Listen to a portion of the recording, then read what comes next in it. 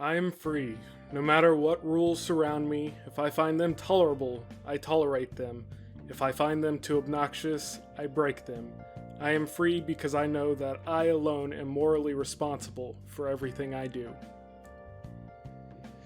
I find no better quote for the epic conclusion to one of the most well-written arcs in anime history. The Soul Society from Bleach stands on another level when compared to anime from its time, including Naruto and One Piece.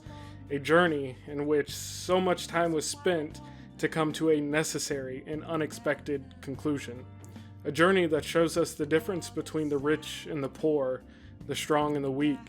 The culmination of the Soul Society was one well-written analogy to the ideas of morality. Is one's own morals above the law, or must all men obey what is written blindly? That is the message given to us by this arc, and similar to the epic showdown between Goku and Vegeta. It isn't just a fight to save those who are in danger. The fight between Ichigo and Byakuya shows us that even those born with nothing can rise above those born with everything, a metaphorical silver spoon.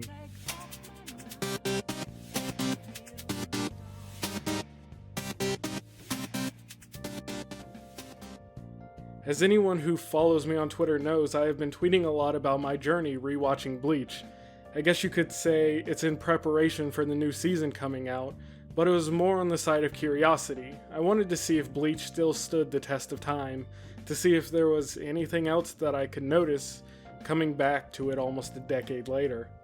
I have to admit, there's a lot that the child version of me wasn't able to take in initially, so what a surprise it was to learn so much new information about one of my childhood favorites, one of the big three, on just one simple rewatch.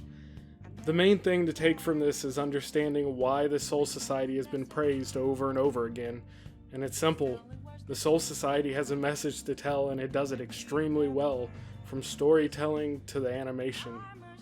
Before we dive in on this analysis of what made the Soul Society so spectacular in Bleach, please feel free to like the video and subscribe if you enjoy it. But here we go. From the moment that Renji and Byakuya show up on Earth to take back Rukia, the events begin to unravel, and the message starts to show itself. It starts with Renji looking down upon Ichigo, not expecting much from him since he is just a human with borrowed powers. Of course, the dynamic that Renji has changes throughout the Soul Society. It starts here, when he is defeated. At this point, he realizes that one's position doesn't dictate their power. And Byakuya is another story, showing no respect towards Ichigo or remorse for cutting him down. Byakuya won't even show his blade to Ichigo because in his mind, he just isn't worth his time. This is an extremely strong note to start on. It gives us a clear goal in mind. By the end of the Soul Society, Ichigo must be strong enough to defeat Byakuya to save Rukia. As we enter the Soul Society though, we are shown the division between the classes.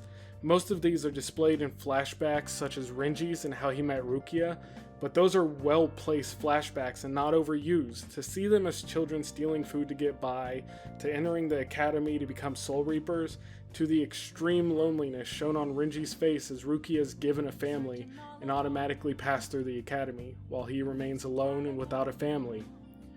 I want to talk about Renji's journey to realize his own strength. His goal was simple. He wanted to best Byakuya so that he may take Rukia back.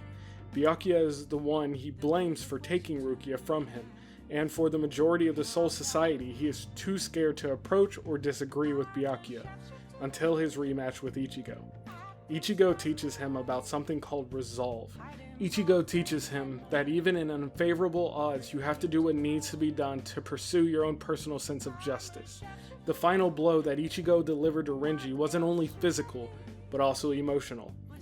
It was what sparked the change in Renji to train and to challenge Byakuya, and even though he wasn't able to defeat him, this was an absolute victory towards his character development. But here we get into the two most important topics, the rich versus the poor, and the law versus morals. Byakuya constantly sits upon his high horse, thinking that he is untouchable because he is a noble. He constantly disregards Ichigo as a threat and looks down upon those who challenge him. To Byakuya, status is a symbol of strength, and if you aren't a noble, you must be weak. To Byakuya, status means that you must blindly follow the laws that have been established, for if you don't, then who will uphold them? And when it comes to the law versus morals, Byakuya deems Rukia a criminal, and she is nothing more than that, no longer family. He doesn't dare to question the law, and on the opposite foot we have Ichigo, who has gone out of his way to defy every law and to defy all doubt. This is the culmination of their fight. When they clash for the final time, we are shown the battle of light versus dark, but it isn't what we are necessarily used to by imagery. Ichigo is the dark and Byakuya is the light. With most things, though, they aren't simply black and white. Ichigo is not bad, nor is Byakuya. They are both putting their lives on the line for their personal sense of justice. Albeit we are to side with Ichigo, we are shown the chaos that he has caused. There wouldn't have been any trouble had he not shown up. No fights, no injuries, no death, and Aizen's plan would have fallen apart. He brought chaos in the wake of his sense of justice, and that is how he's shown. Is he wrong? That's for you to decide based on how you feel towards the law. But that's all for this analysis on the Soul Society, and more specifically towards Ichigo versus Byakuya. I plan to do more videos similar to this during my rewatch, if I happen to come upon anything that catches my eye. I may even rewatch the Mount arc just to shit on it. But that's all for this video. As always, if you enjoyed, don't forget to like and subscribe. I'll catch you next time.